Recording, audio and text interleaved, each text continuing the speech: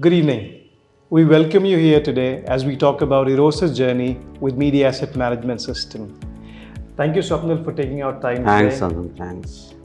Would you please tell us about yourself and the company in general, about Eros? Myself, Swapnil. I'm working with Eros for last 15 years and in this industry more than 22 years now. Eros is a leading Bollywood studio. We are creating a content in multiple languages, in all Indian regional languages mainly. So our presence across globe with the Bollywood is everywhere, you can say. Of course. Bollywood without Eros is sort of incomplete. The amount of titles you guys have brought to market, which is massive, the amount of deliveries you guys do. I mean, everywhere we travel, I'm sure I see every other airline carrying content from Eros. So it's a name which is everywhere. So what is it in the organization which, how do you define the requirement for a MAM system, and how does the MAM system become so important for an organization like yours? See, if you go at least maybe 15 years or 10 years back, a decade back, when we were using beta tapes and all those stuff, Right. from that journey to the digitization world, very sorry, it's a really tough journey for each and every studio.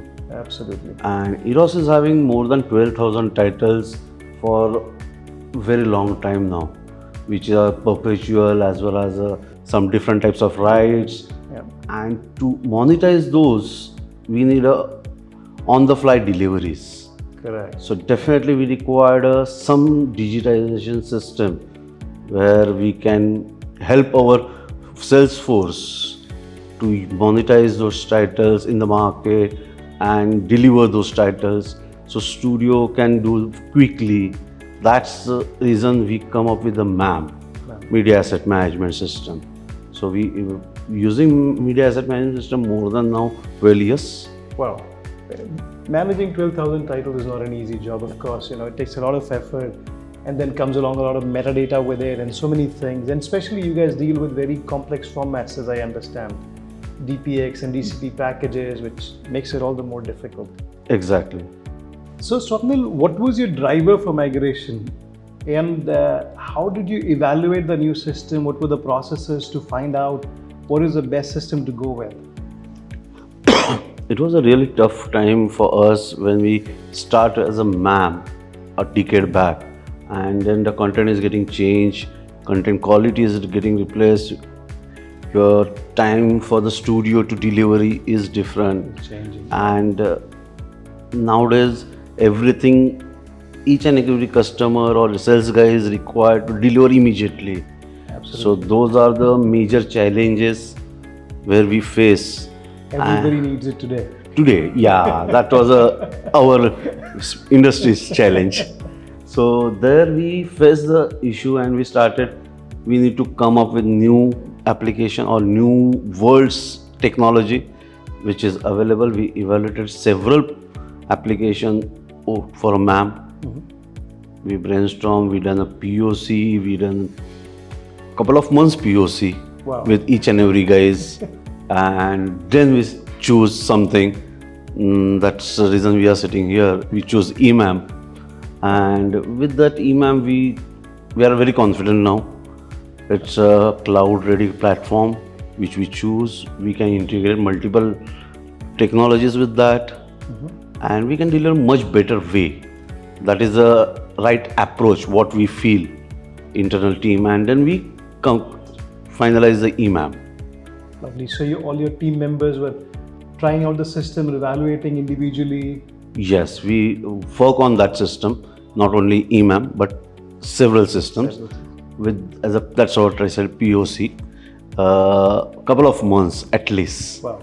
And we started testing the EMAM from the ingestion process to the deliver process. Wow. So everything we tested multiple times.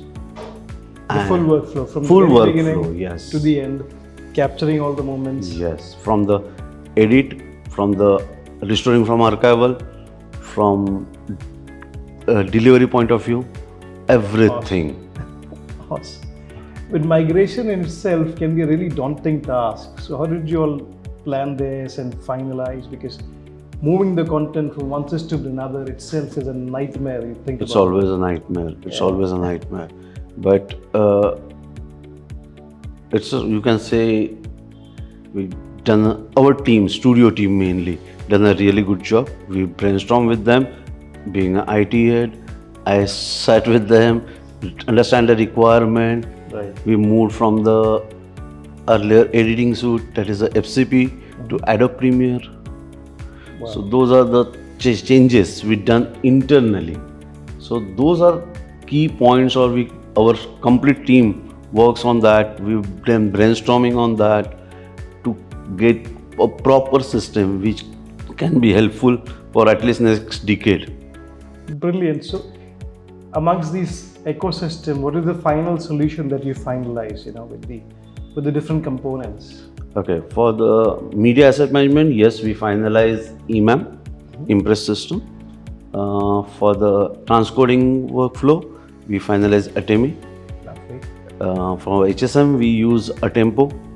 Brilliant. So, and for the cloud platform, we are using right now. Yes, we are on Azure. Microsoft Azure. Microsoft Azure. Now, of course, you chose the industry best in the respective domains. Did you have to go through some efforts to integrate them or put them all together to make sure every system works with another? How was that experience? Definitely, when you are combining different technology partners, we need to sync with each and every one. Right. And the key part is Mr. Anand Dua, who is EMAM. He needs to coordinate with each and every one because he needs to be on the leadership part from the software point of view. Right. So EMAM needs to coordinate with each and every one. EMAM needs to instruct each and every one for the delivery to content, each and every one. So EMAM is coordinated really good for us. Like a central point. Central point. To talk to every other system, bring the content in. Exactly. So that's the reason. Yes, EMAM help us in that. And we done a good job. Brilliant. So why don't you walk us a little through the workflow which you have today at Eros and how it helps you respond to the market so fast and deliver the content, and at the same time manage that content into multiple locations to make sure you have a backup copy, you have all the original files, and you have the mess files. That'll be very interesting for our viewers to know, and the other organization to understand how to best manage the data in such a dynamic situation. Really big question. See, very honest, currently what we are using as a workflow is a simplified workflow. Okay, only the important is here a single technology is controlling each and everything, where EMAM is sending complete workflow of transcoding till delivery. Awesome. EMAM is controlling archival part, where we are using Atempo for as a HSM for the archival on LTO. There is one more option what we use is a cloud backup for all my archival content, where we are just using EMAM again to deliver one copy to cloud, and we are maintaining that same record of archival on the EMAM. So one copy, so for all the DPX, DCP packages you get, everything. One copy goes to a Tempo and another copy goes to the cloud. Yes, DCP, DPX, MOV, all copies. One is in Atempo, one is in cloud. And your online storage gets freed up, you have your proxies ready, available. Yeah, it's always available. And online storage is very rarely used now for the transcoding, maybe for queuing, not for any other edit, little bit of edit, not much. So that becomes an instant storage on the online storage. Yeah, definitely. That's a good saving for the storage. Otherwise, in media company, we use the storage like anything. I know. So, especially online storage. Online storage, we are scarce talking commodity everywhere. So there are always a limitation for the online storage. We can use, or editors, we expect editors to use 50%, not more than that. Not more than that. For the throughput point of view, where we are getting that now very ease. See, in the EMAM, what mainly editors get is a remotely, they can clip, they can cut the things, partial restore, partial cutting, everything. These things can happen in EMAM. So they can find the markers in Adobe Premiere. Yes, Adobe EMAM with panel. using a Adobe Premiere with the panel, same EMAM panel, they can do that, all those stuff. Lovely. That is a really good point for the editor point of view. Amazing. So that of course saves them a lot of time from the restores Exactly. and finding content easy. Exactly. Brilliant. And now that you've deployed the system, of course, the staff would have had their reactions. How was the feedback from staff? Was it easy to get them along? How did operations team react? And how was that entire migration process from an operations point of view? Migration process was little tricky. That was not simple, or what we can say, it's a time-consuming activity from the migration point of view. But if you see the editor face, it was smiling. Lovely. So where he can deliver in a quick manner, so he's saving his own time. Right. His output is greater. Okay. It's not only because of EMAM, completely new technology. That's the reason. That's evaluation helps editor to deliver quicker. Amazing. And how was the response on them being able to see the proxies for DCPs and DPXs now on the desktop? Not only just the editors, but the entire team. See, on the portal, if you are able to see the proxies and work on those, that's the easiest way. In traditional method, we used to download or restore from the archival or cloud, and then start working on basic timeline. Right. So instead of that, it's you can on the fly you can cut from the proxy itself and do the restoration and go ahead with the delivery. Perfect. That was a added advantage or help of new technology. So if you were to quantify this, would it be fair to say it brought about like a 25 to 30% reduction in your published timing or delivery timings of the content? Definitely. Do you also see some improvement in the restore requests from the LTU because of this system? Yes, because of this partial restore, yes, we find a better way. L2 is getting utilized very less, L2 drive. And that would increase the longevity on the Longevity on the. Absolutely.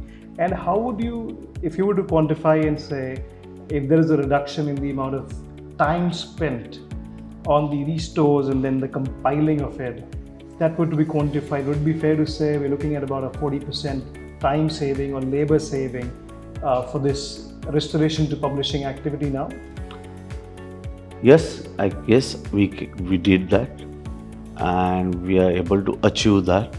I'm not maybe analyzed till now, but yes, we did that maybe, because we are delivering very faster right now.